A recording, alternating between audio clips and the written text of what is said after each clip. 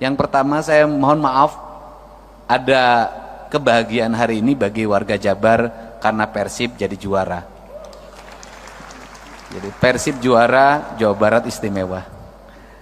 Sehingga ada euforia yang dilakukan oleh anak-anak, sehingga pada hari ini suaranya masuk ke ruangan ini biasanya hening.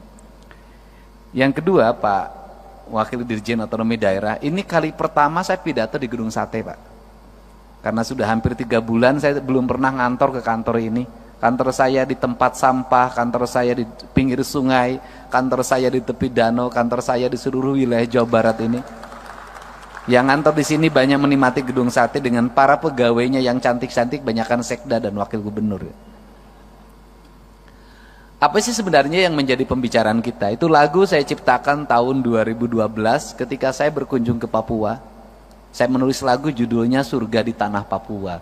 Karena saya melihat Papua itu seperti surga, bahkan surga yang diciptakan, dihadirkan buat Indonesia, kandungan kekayaannya luar biasa, tetapi barangkali kependudukannya, kesejahteraannya yang harus terus ditingkatkan. Apa sih yang menjadi model kita? Model kita ini adalah model pengembangan otonomi daerah yang terus mengalami perubahan dan tarik ulur. Otonomi daerah pernah sampai puncaknya, kemudian menurun, dan menurun. Esensi dari rakyat terhadap kita, ekspektasinya cuma satu. Apapun judulnya, apakah mau sentralisasi, apakah mau desentralisasi, apakah mau otonomi, mereka cuma nuntut satu, mereka hidup sejahtera. Kesejahteraan publik itu menurut saya ukurannya cuma 3. 1, kesehatannya dijamin. 2, pendidikannya dijamin. 3, perluasan lapangan kerja. Jadi kalau masyarakat sudah kesehatannya jamin, pendidikannya jamin, perumahan pemukimannya dijamin, rakyat ini sudah sejahtera. Apa sih yang membuat rakyat kita menjadi miskin? 1, menurunnya derajat kesehatan berdampak pada semakin meningkatnya angka kemiskinan. Karena ketika orang sakit, maka 2 kemungkinan yang terjadi, dia harus membayar biaya rumah sakit. Kalau tercover oleh BPJS, ya alhamdulillah. Kalau tidak tercover, musibah. Ketika dia sakit, maka keluarganya kehilangan pendapatan. Ketika kehilangan pendapatan, maka keluarganya yang menunggu dalam setiap hari perlu pembiayaan. Maka orang sakit itu akan mengalami 7 tingkatan derajat kemiskinan dalam waktu sekejap. Sehingga kategori pembiayaan bagi masyarakat yang sakit, jangan lagi bicara miskin dan kaya. Kenapa? Kita anggota DPR, kita pejabat, kena sakit, kita akan jatuh miskin. Untuk itu negara harus hadir dalam memberikan jaminan layanan kesehatan bagi seluruh warga. Nah, hari ini, saya dalam 2 hari ini, bahkan 3 hari ini, menghadapi problem tentang kriminalitas remaja. Kriminalitas remaja itu berdampak pada perkelahian yang direkam di media sosial, sistem pengelolaan kriminalitas tawuran yang dikelola oleh gangster, melahirkan kaderisasi, dan yang menjadi target yang harus berkelahi di bawah umur 18 tahun agar bebas dari jeratan hukum. Sudah berkembang di media sosial secara sistemik, dan perkelahian itu diraih dari pengaruh media sosial yang membentuk karakter pikirannya. Apa sih sebenarnya yang terjadi? Sebenarnya yang terjadi adalah ketika mereka tawuran, masuk rumah sakit, BPJS-nya tidak klaim. Barusan saya beresin 15 juta. Ketika BPJS-nya tidak klaim, orang yang berkelahi, itu orang tuanya nggak mampu. Mau yang menang tidak mampu, yang mau kalah tidak mampu. Berproses peradilan melahirkan kemiskinan, tidak berproses peradilan pulang lagi ke rumah melahirkan kemiskinan baru, karena orang tuanya tak sanggup lagi menghadapi. Maka negara harus hadir untuk mencari solusi. 1, solusi terhadap pembiayaan rumah sakit. 2, solusi recovery terhadap anak-anak yang berkelahi itu, karena itu anak bangsa. Inilah negara harus punya pikiran out of the box. Tidak bisa hanya berbicara proses hukum kembali ke orang tuanya udah nggak sanggup. Ini Jawa Barat. Nah, untuk itu apa sih yang terjadi para anggota DPR yang saya ini mantan ketua Komisi E DPRD Kabupaten Purwakarta.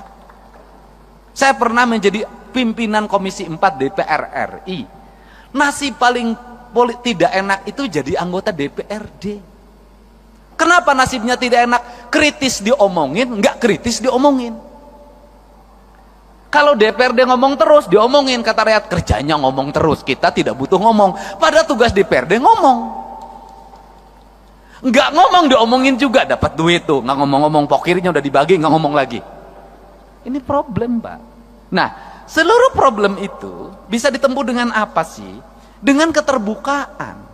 Keterbukaan itu apa? Kita harus mulai berani menceritakan apa adanya tentang diri kita, tentang isi anggaran kita, tentang kebijakan fiskal pusat dan daerah, tentang kebijakan fiskal kabupaten provinsi terhadap kabupaten kota terhadap desa. Sampaikan secara terbuka dan apa adanya, termasuk apa yang dialami problem anggota DPRD.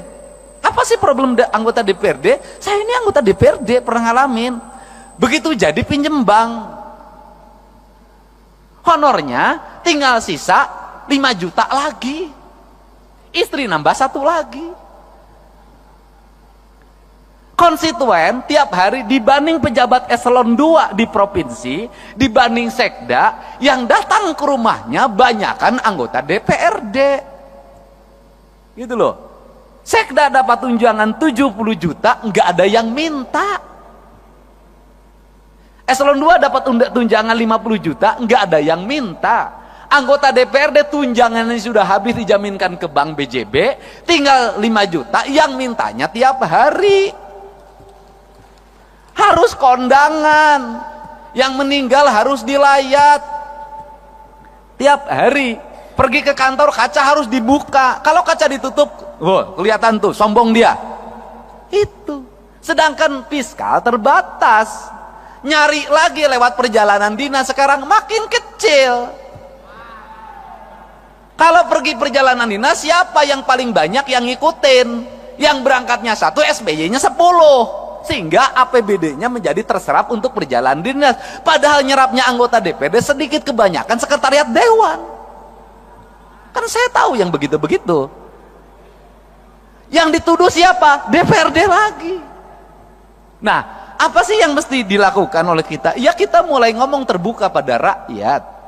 Terbukanya apa? Ini loh proporsi kita.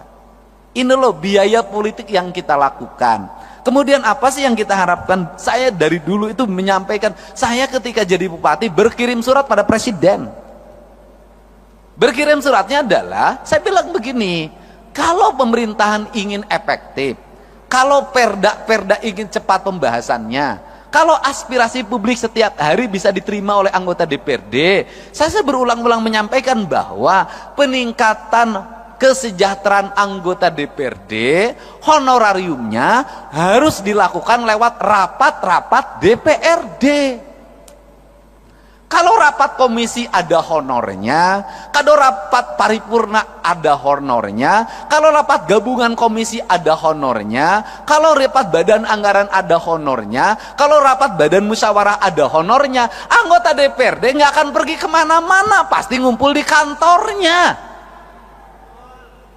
Seluruh kegiatan OPD, organisasi perangkat daerah, akan cepat, dan anggota DPRD akan kritis. Kenapa? Dia akan kontrol alokasi anggaran pemerintah, dia akan kontrol pekerjaan, dia akan baca buku anggaran, dia akan baca realisasi anggaran dengan detail. Kenapa? Dengan membaca itu honorariumnya ada.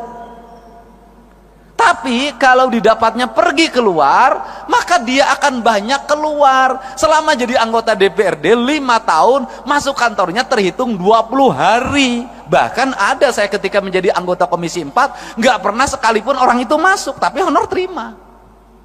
Dan kemudian bikin aturan juga dong, yang rajin yang mendapat honorarium, yang nggak masuk nggak dapat. Bener, ini akan terjadi kinerja. Tapi kalau model pendekatannya keuangannya begini, sampai kapanpun kinerja tidak akan pernah optimal. Dan kita harus bicara ada apa adanya dan terbuka.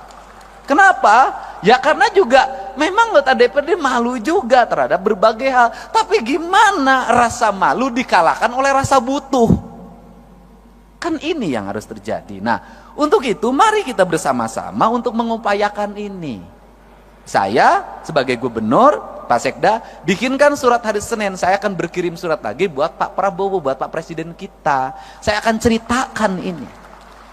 Untuk apa? Mendorong kinerja DPRD. Kinerja aparat kami akan terevaluasi dengan baik karena anggota DPRD-nya ada di kantor dalam setiap hari. Saya ngalamin dulu sebagai anggota badan anggaran, sering bertengkar sama badan musyawarah. Bertengkarnya apa? Banyak-banyakin rapat. Kalau badan anggaran sebulan 12, badan musyawarah suka bikin 23. Saya bilang, kenapa kamu 23? Kalau badan anggaran kan 11 juga ada duitnya. Ngomongnya anggaran, badan musyawarah jadwal doang, kan begitu. Padahal belum tentu juga zaman sekarang. Kan kita kan kalau DPRD diomongin pasti duit, Pak, pasti pendapatan. Kenapa? Kadurungku kabutuh. Beda dengan Pak Sekda. Kenapa? Aman. Birokrat itu kan dapat duit masuk ke rekening semua. ATM-nya dipegang istrinya. Iya kan? Nah, kalau anggota DPRD tiap bulan tinggal setruknya. Kan saya tahu. Itu loh. Makin ke sini, makin mepet, makin kecil. Nah, beda dengan DPR RI. Udah Bu, kalau DPR RI saya pernah ngalamin. Apalagi sekarang Bu, makin naik lagi. Padahal modal jadi anggota DPRD provinsi dan DPR RI itu sama. Saya tentu tahu yang gini-gini, kan kita pengalaman, Pak. Ya kan, saya cuma nasibnya lebih bagus aja daripada bapak-bapak. Mudah-mudahan ke depan Bapak juga nasibnya bisa jadi gubernur lah di daerah masing-masing, tapi jangan di Jawa Barat. Berat lawan saya. Nah ini. Nah, untuk itu maka kita ingin harapan kita ke depan adalah ingin membangun keadilan fiskal. Keadilan fiskal itu gimana sih? Saya kemarin ketemu sama Gubernur Kalimantan Timur. Ini makan pemikiran, kan kita boleh dong punya pemikiran. Saya bilang, Gubernur Kaltim, penduduknya berapa? 4 juta. Berarti kalau 4 juta, saya rata-rata satu rumahnya 4, saya bilang. Berarti rumahnya kan cuma 1 juta. Iya. Loh, kalau penduduk Kaltim 1 juta, rumahnya cuma 1 juta, kan sebenarnya bagi Kaltim, ngasih 5 juta per rumah bisa. Karena 1 juta kali 5 juta, 5 triliun, Pak. Artinya masyarakat Kaltim untuk sejahtera itu sangat bisa. Beda dengan Jabar. Untuk Papua lebih bisa lagi. Untuk daerah yang memiliki pendapatan daerahnya tinggi dan hasil alamnya besar, sebenarnya sangat ini mungkin terjadi. Nah, apa sih yang terjadi hari ini adalah pola pengelolaan keuangan yang tersentral. Nah, problemnya di mana? Ini saya ngomong Jakarta. Jakarta ini, Pak, penduduknya di bawah 10 juta. APBD-nya 90 triliun. Kalau di Jakarta itu dari 10 juta ada 2 juta kepala keluarga, itu orang Jakarta bisa digaji per kepala keluarga 10 juta. Kenapa? Karena 10 juta dikali 2 juta hanya 20 triliun. Kalau saya gubernurnya bagi. Beda kalau Jabar 50 juta. Nah, untuk itu apa sih yang mesti kita lakukan hari ini? Mari kita bersama-sama melakukan telaah terhadap ini semua untuk kepentingan bangsa.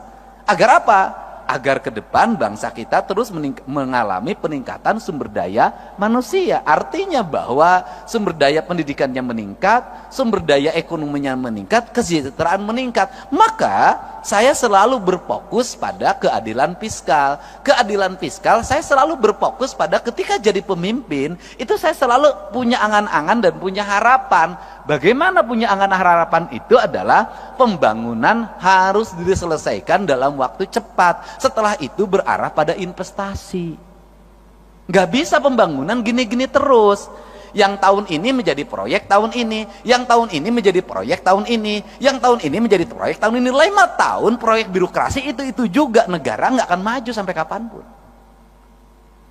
Tetapi yang harus dilakukan adalah apa yang kita selesaikan dalam waktu 1 tahun, apa yang waktu 2 tahun, apa yang waktu 3 tahun, apa yang waktu 4 tahun, apa yang waktu 5 tahun. Ini semuanya tidak boleh berulang. Pekerjaan kemarin harus tidak boleh dikerjakan hari ini lagi. Kenapa? Pembangunnya ke depan. Tujuannya untuk apa? Agar fiskal yang tahun kemarin itu tidak digunakan untuk tahun ini. Dan negara sudah mulai berpikir untuk membangun kemandirian. Saya itu sudah punya rumusan, mudah-mudahan ini bisa dilakukan di Jawa Barat, adalah misalnya begini, desa itu berapa sih penduduknya di desa itu? Di desa itu ada potensi apa? Anggaran pembangunan desa itu harus segera dibikin skala prioritas, ditambah plus kabupaten, ditambah subsidi dari pemerintah provinsi, ditambah pusat, fokusnya di desa. Kalau di desa itu ada 7 RW, dibagi saja sebenarnya, RW ini bagian desa, RW ini bagian kabupaten, RW ini bagian provinsi, RW ini bagian pusat. Jadi membangun desa paripurna itu bisa selesai dalam waktu 2 tahun. Tahun ketiganya itu anggaran sudah mulai diarahkan, bukan untuk itu lagi, untuk kesejahteraan publiknya, jaminan kesehatannya, jaminan pendidikannya, jaminan hari tuanya. Tahun berikutnya harus lagi mengarah pada investasi, di mana uang itu tidak digunakan lagi untuk pembangunan infrastruktur lagi karena udah selesai, digunakan untuk investasi. Investasinya dikelola oleh perbankan daerah, di mana uangnya berputar, dipinjamkan pada lingkungan daerahnya, dan untungnya diperoleh lagi. Ini kan model koperasi zaman dulu sebenarnya, cuman dikelola secara modern. Nah, kemudian uang itu berputar, maka dalam jangka panjang daerah tersebut akan memiliki kecukupan fiskal. Kemudian pembangunannya selesai. Terjadi pada negara mana? Pada Tiongkok. Tiongkok itu pembangunannya dilakukan secara terstruktur, terencana, dilakukan oleh negara dengan waktu cepat, kemudian negara memiliki kecukupan fiskal, kemudian Tiongkok berkembang investasinya. Setelah berkembang investasinya, kebutuhan pembangunan di daerahnya dianggap sudah cukup, kemudian mereka punya fiskal yang cukup, mereka harus bergeser ke tempat lain untuk menggeser sumber daya manusianya, sumber daya ekonominya diputarkan di negara lain, rakyatnya ikut kerja. Tetapi setelah proyeknya berjalan, mereka balik lagi dapat duit lagi 2-3 keuntungan. Dia pakai bahan baku dia punya dia pakai sumber daya punya dia, dan punya fiskal punya dia. Rakyatnya kerja, barangnya dijual, setelah itu dia dapat keuntungan lagi, balik lagi ke negaranya. Kita mulai berpikir desa-desa dan kabupaten ke situ. Dan ini harus kembali bahan diskusi. Kenapa? Karena kita punya tugas. Kita ini hari ini adalah pahlawan untuk anak cucu kita ke depan. Tinggal pertanyaannya adalah, apakah anak cucu kita ke depan akan menganggap kita pahlawan atau pengkhianat? 45 dianggap pahlawan, mungkin 66 masih dianggap pahlawan, 71 mungkin dianggap pahlawan. Pertanyaannya lah, kalau mimpi tentang keadilan tidak segera terwujud di tengah-tengah masyarakat, maka dimungkinkan 30 tahun ke depan Agustusan nggak bikin lagi doa buat kita. Kenapa? Mereka tidak punya catatan reputasi kita dalam membangun keadilan di negeri ini. Nah, inilah kerangka pikir dan kerangka pijak yang harus dibangun oleh kita secara bersama-sama, tanpa kita membicarakan berasal dari partai mana. Karena kita sama-sama berkomitmen membangun negara ini dengan baik, membangun keadilan sosial secara paripurna. Dan keadilan sosial hanya bisa diwujudkan dengan pendekatan fiskal. Nah, yang terakhir, Jakarta ini duitnya banyak, benar. Tapi Jakarta duitnya banyak, itu duit dari daerah-daerah. Karena perusahaan di Kalimantan Timur, perusahaan di Sumatera Barat, perusahaan di Kalimantan Selatan, perusahaan di berbagai, termasuk di perusahaan di Jabar, itu kantor pusatnya di Jakarta. Bayar PPH-nya itu, NPWP-nya Jakarta. Sehingga dapat bagi hasilnya Jakarta lebih gede, Pak. Sebenarnya yang kebagian baunya kami, Pak. Yang kebagian demonstrasinya kami, Pak. Tapi yang menikmati dana bagi hasilnya Bapak, Pak. Untuk itu kesini kan sekarang sebagian, Pak. Ya, teman-teman, itu loh. Itu yang di Jawa Barat, yang di tempat lain juga sama. Ini yang harus kita bicarakan bersama, Pak. Kenapa? Kita ini daerah-daerah memiliki tanggung jawab beban yang luar biasa. Orang Kalimantan punya uang di keruk, ya kan? Kemudian Orang Jawa Barat punya uang bagaimana? Ada debu, ada asap, ada limbah, ada jumlah manusia yang banyak dari mana-mana ke sini. Ada konflik ketenaga kerjaan, ada demonstrasi ketenaga kerjaan, ada problem sosial di mana orang yang di sekitarnya asalnya punya sawah hilang sawahnya, asalnya punya kebun hilang kebunnya, kehilangan mata pencahariannya, tergeser dia oleh persaingan orang, mereka menjadi kelompok miskin baru. Nah, kemudian infrastrukturnya buruk, sanitasi lingkungannya buruk, pendidikannya sekolah-sekolahnya buruk. Ini yang menjadi PR kita untuk diperbaiki. Nah, kemudian Jakarta dapat duit gampang banget, Pak. Hotel berbintang. Tidak usah nagih kayak pajak galian C, Pak. Dikejar-kejar, dibohongin sebagian. Gitu loh, Pak. Ada kemudian ada debunya, ada ancaman longsornya. Jakarta mah kagak, Pak. Gedung perkantoran 27 lantai, 31 lantai, ber-AC, orang bayarnya sambil tersenyum, Pak, tidak sambil marah. Berjejer, tanahnya harganya meningkat sehingga dapat berkah. Makanya Bapak dapat berkah jadi ketua DPRD orang Betawi di Jakarta, Pak. Untung tidak jadi ketua DPRD di Jawa Barat, Pak.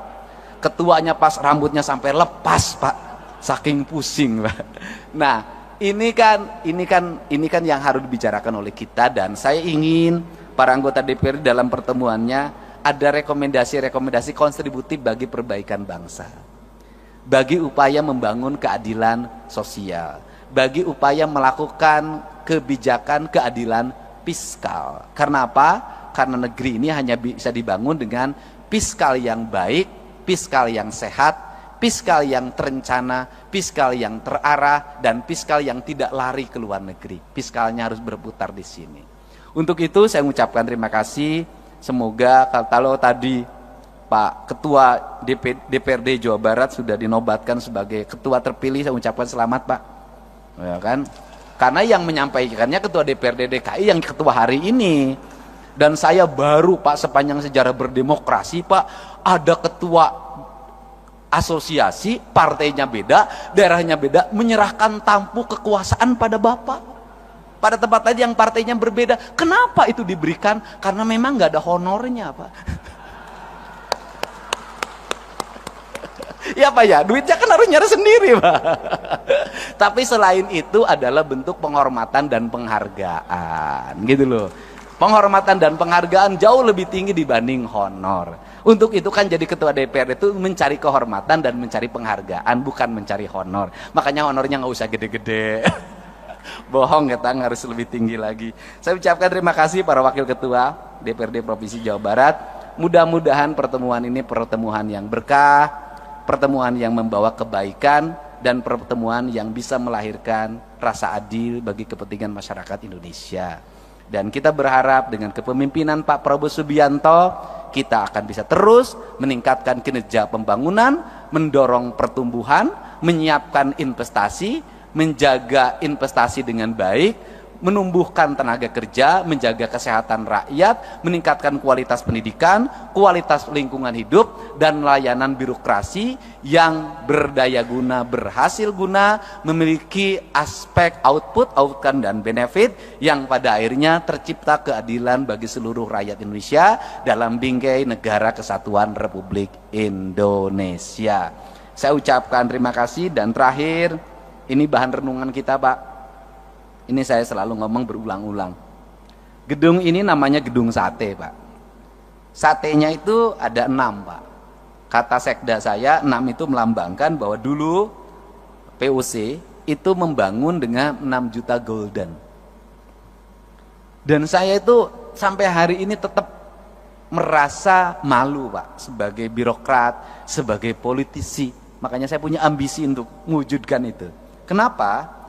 Belanda, Pak, membangun infrastruktur di mana-mana dengan 1, pelabuhan, 2, lapangan terbang, Pak, markas pertahanan angkatan udara, gedung-gedung di mana-mana, kemudian jaringan irigasi, jaringan kereta api, jaringan listrik, telekomunikasi. Mereka cuma ngandelin jualan teh di Jawa Barat, jualan kina, jualan karet, jualan teh, jualan kina, jualan karet, bisa bikin gedung sate, bisa bikin gedung pakuan, gedung Bank Indonesia, stasiun kereta api, husen, pangkalan udara, pelabuhan, jaringan laut, jaringan darat. Kita ini sudah segala dijual, sudah bikin apa? Nah ini kenapa saya sangat ketat sama fiskal, itu. Kita ini sudah segala dijual, kita ini sudah bikin apa? Ini renungan kemerdekaan kita.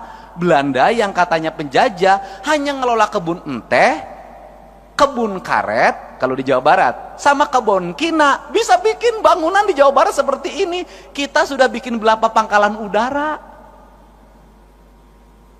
kita sudah bikin berapa pelabuhan, berapa stasiun kereta api, berapa rel kereta api baru. Yang ada pun rel kereta apinya sekarang hilang dengan papan-papan dan besi-besinya. Nah, mudah-mudahan ini bahan evaluasi kita. Kita sudah, kata orang Sunda, kita sudah tunggul di larung, catang di rumpak, sudah segala diangkat, pasir diangkat, batu diangkat, laut udah segala rupa. Kok kita nggak kaya-kaya? Kenapa sih? Berarti ada perencanaan belanja yang salah, ada belanja yang salah. Untuk itu, mari kita perbaiki cara belanja kita dan cara mengelola keuangan kita dengan prinsip 2, kata orang Sunda, saeutik kudu mahi, loba kudu nyesa. Apa artinya? Sedikit harus cukup, kemudian banyak harus tersisa. Dan di Jawa Barat itu lengkap.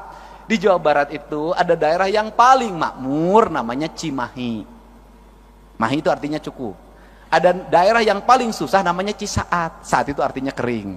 Nah itu Jawa Barat. Dan Jawa Barat itu kekuatannya di air. Jadi kalau orang Jawa Barat pengen makmur, maka perkuatlah pengelolaan air. Kalau airnya terjaga, bersih, terpelihara, Jawa Barat akan subur, makmur, gemah ripah, loh jinawi.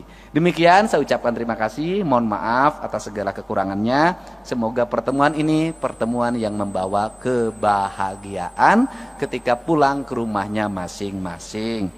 Semoga betah di Bandung, bisa makan di Bandung, tidur nyenyak di Bandung, tapi tidak boleh tidurnya ditemani oleh orang Bandung.